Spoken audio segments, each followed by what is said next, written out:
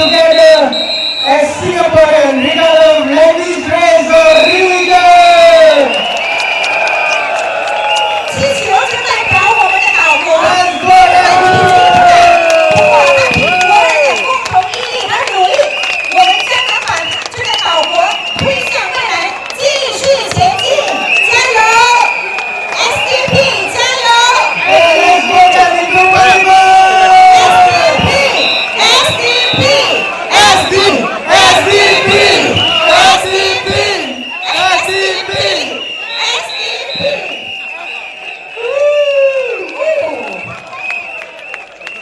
All right, the next speaker is our crowd favorite. Do you know who he is? 对的，这个就是大家期待已久的徐顺全博士。 Singapore, King of the Fight, Dr. Chee.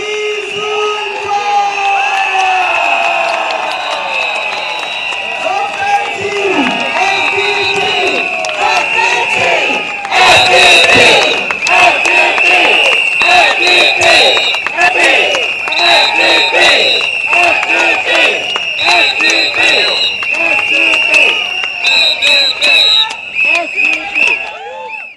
Thank you so much.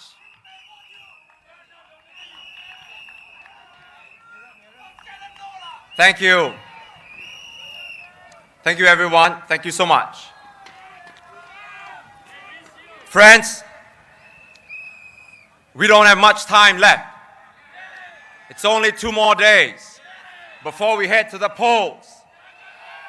And after tonight, we only have 1 more rally left tomorrow, so that I'll come straight to the point. I promised at the start of this election that my colleagues and I will not engage in name calling.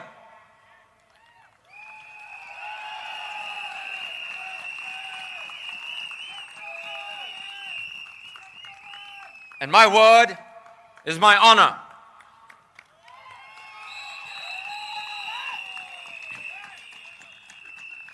And even though I have been on the receiving end of the PAP's continued personal attacks, and last night the PAP Holland Bukit Timah team continued these attacks, I will not engage in gutter politics.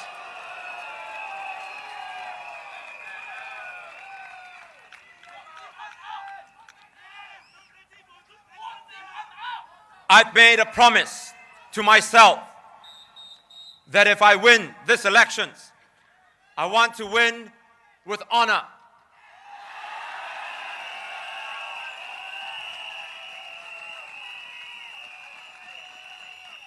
And if I lose, I want to lose with grace and dignity.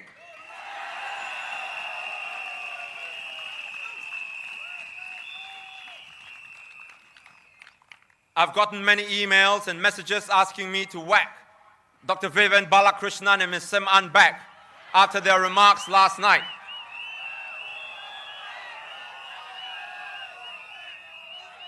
And I've seen many unkind names that some people have called them.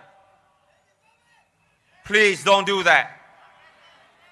You're calling her names, him names, doesn't just hurt them. It hurts their families and loved ones too, because they're someone's daughter, father, or husband, wife.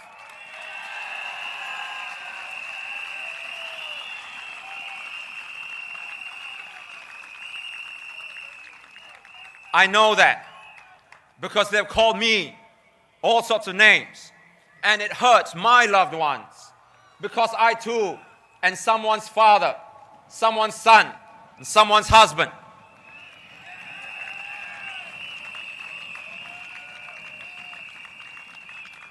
As I said, if you attack the policy, not the person.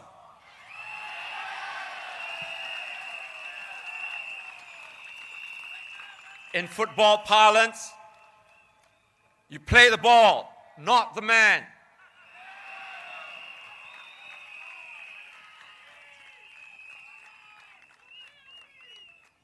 Now let's get back to the real issues. I want to start with the population issue. Now, Ms. Sim An is the director of the National Population and Talent Division, the division that is at the heart of our population policy. Now, we have heard various numbers put forward by the PAP in terms of the optimal population size for Singapore. Mr. Goh Chok Tong says 4 million. Mr. Lee Kuan Yew says between 5.3 to 5.5 million. Mr. Ma Bao Tan says 6.5 million. Mr. Lee Hsien Loong said 6.9 million. And after the big outcry from Singaporeans, he reduced it to 6 million. Then we have heard from the former head of SDP, Dr. Liu Tai Ke. He says 10 million. As the National Population and Talent Division, I would like to ask Ms. Sim An the following 3 questions. And if the PAP doesn't want to answer them, I will ask them again in Parliament.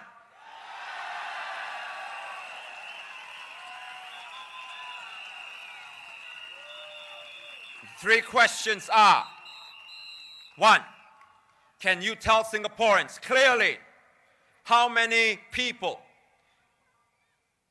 does the PAP want to have in Singapore? Because after all these numbers being thrown about, you cannot blame us if we are confused. And worse, believe that the PAP is also confused. This is the first answer I would like to get from the PAP and from Ms. Sim An. 2, the SDP proposes that the optimal number of people we should have in Singapore has to be based on how happily Singaporeans can live their lives in this country.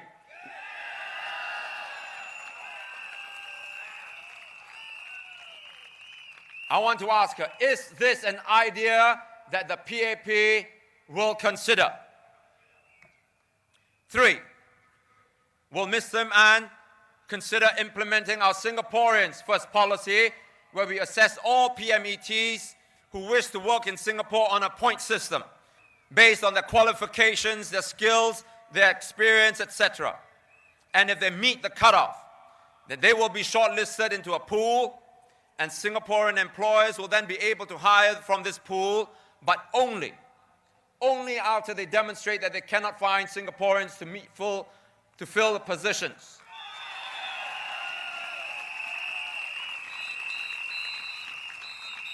This is a system practiced in many advanced countries, and this will ensure that we have effective control over the quality of foreign PMETs joining our workforce, while not depriving our local businesses of genuine foreign talent that they need. Will you, Ms. Sim An, as Director of the National Population and Talent Division, consider these proposals? If you won't, can you tell us your reasons?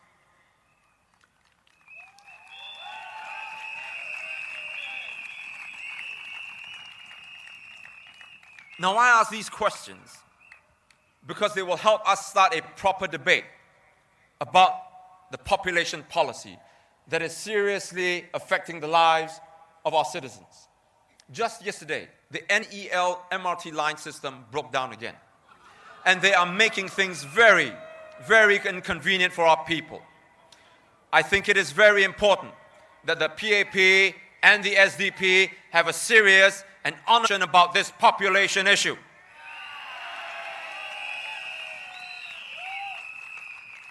I ask these questions because I think it is high time that politics in Singapore graduates into a level where the government and opposition can have a mature debate about issues that affect everybody, about the lives of the people.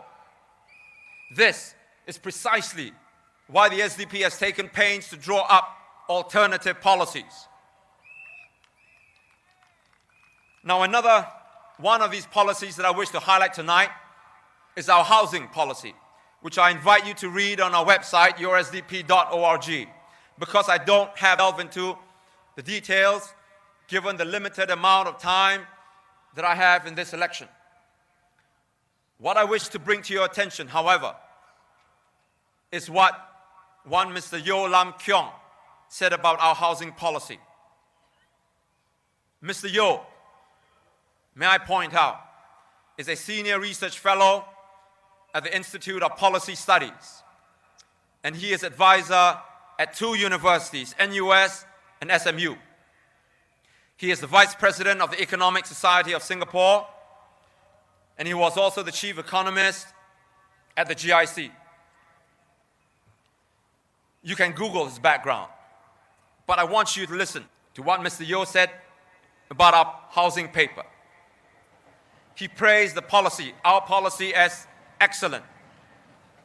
And quote, "Not only is the SDP's housing paper's theory and methodology sound and rigorous, the empirical work seems well researched and remarkably detailed as well," unquote.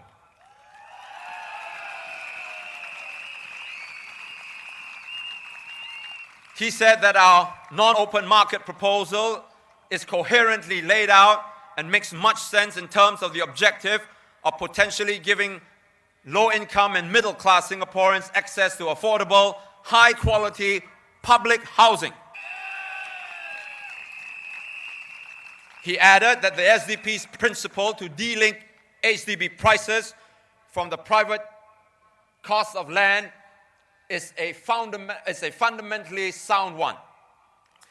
He also highlighted the paper's discussion of the causes of asset price inflation and the dangers of an asset bubble in property, commenting that these issues are currently insufficiently tackled and highlighted by policymakers. He said that the paper goes a long way towards achieving its goal of outlining a holistic policy for affordable public housing in Singapore. Quote, "Considering the authors are approaching a complex, technically arcane area with not much available data, it discusses the main arguments and alternatives cogently, rigorously, and very competently," unquote.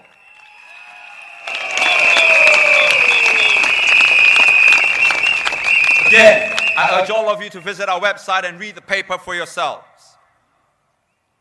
I know that many of you are fearful about voting for the opposition. And it's natural. It's very human. It's very human to feel fear. Fear of the unknown. Many of you are uncertain about change or apprehensive about how your town council is going to be managed. This is why we have taken pains to put up alternative papers. We want you to know what the alternative looks like so that you are assured that you are voting for a competent party with credible and sound ideas.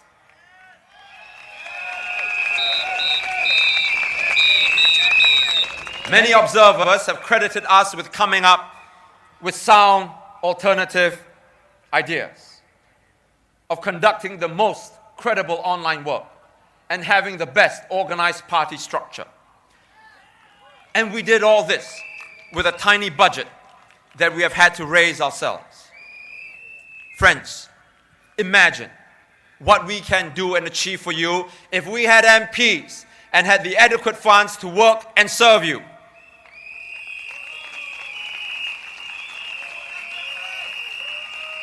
We have stated that we will put aside up to 50% of our MP's allowance to conduct our programs, and many of us will work full-time as MPs to ensure that the work is done with competence.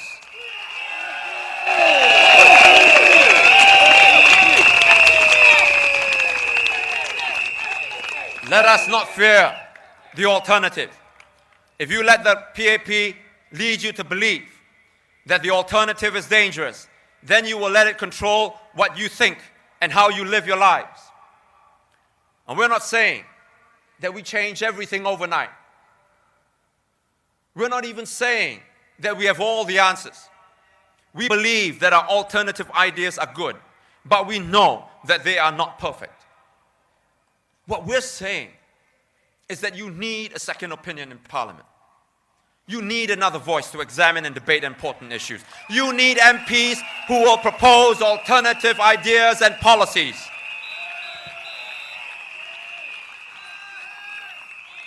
I would like you to think about this question and think about it very carefully. Why do you think the PAP introduced minimum wage for cleaners, or come up with Medishield Life, or propose to control immigration better? It is because of the opposition, the SDP pressing for them.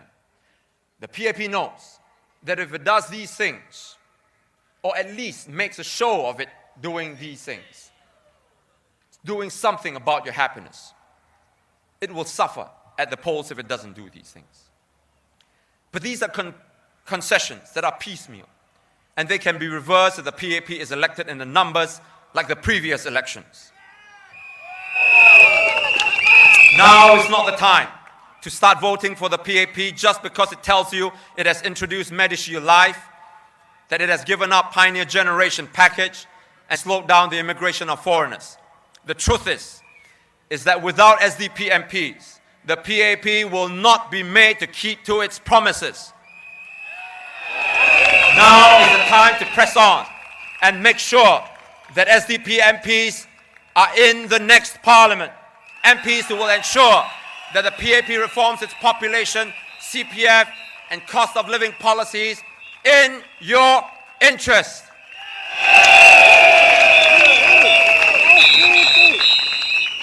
Let us not fear freedom. The freedom to choose. The freedom that comes with more diversity. Instead, let us embrace it. For freedom allows us to hope and to create. And it is hope and creativity that will spur progress for our nation. The PAP has pulled out all the stops, giving concessions here, rebates there, and getting everyone drunk with the SG50 merriment. But what happens when the party is over, my friends? What happens when the music stops playing and all the guests go home? Your housing loan is still not paid. The electricity bill has gone up, and the guy that threw the party now sends you the bill for the cake, the decorations, and the drinks.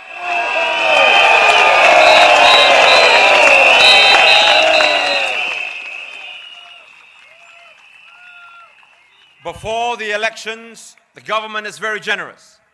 But what you should be worried about is what happens after the elections if there is no opposition in Parliament.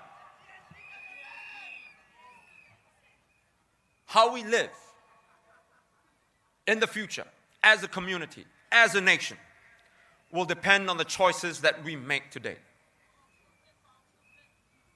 The political and economic incentives and disincentives that we build into our system will determine whether we progress or stagnate. You may not, or you may agree with everything that the SDP says and does. But the one thing that you cannot dispute is that the SDP has worked tirelessly to meet your expectations of a competent, constructive, and compassionate party.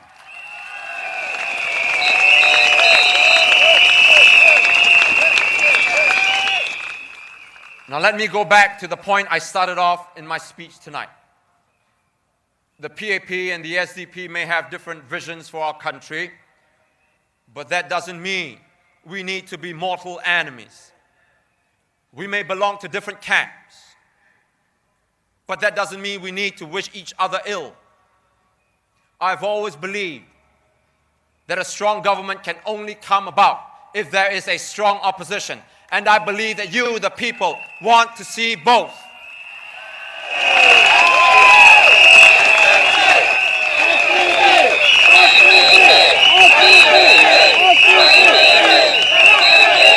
And you can have both. But whether it is the SDP or the PAP, we must love our country more than we love our own parties. Ultimately, Singapore must come first.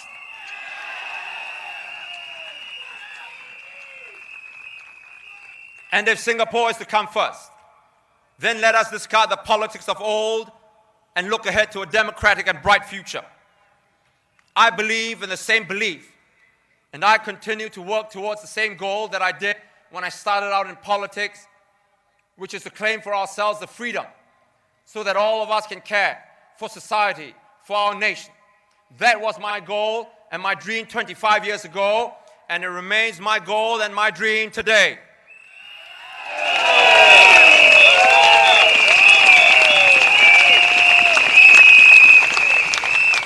But that dream is not mine alone. It is shared by all of us here tonight. It is shared by all of us who believe in justice and equality and a better future for all Singaporeans. I cannot do it alone. None of us in the SDP can. Without you, the party doesn't exist. But with you, there is nothing we cannot achieve.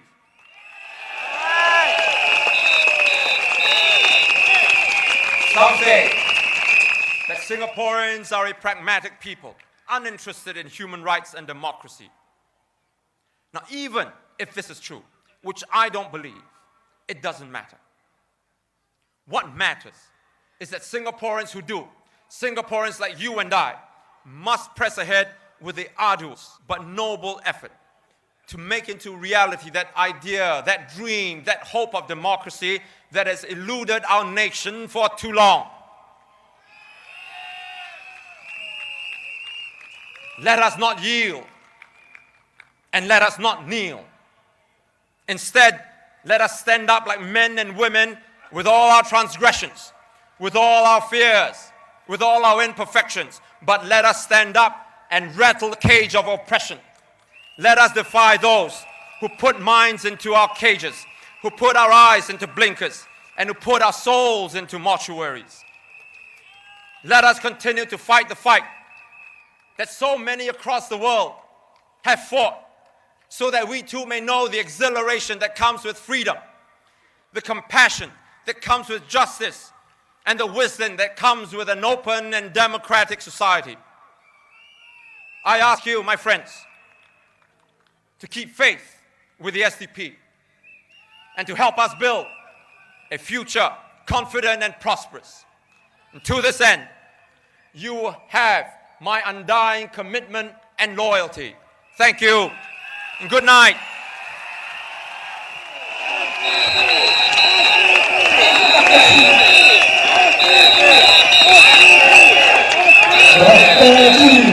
SDP.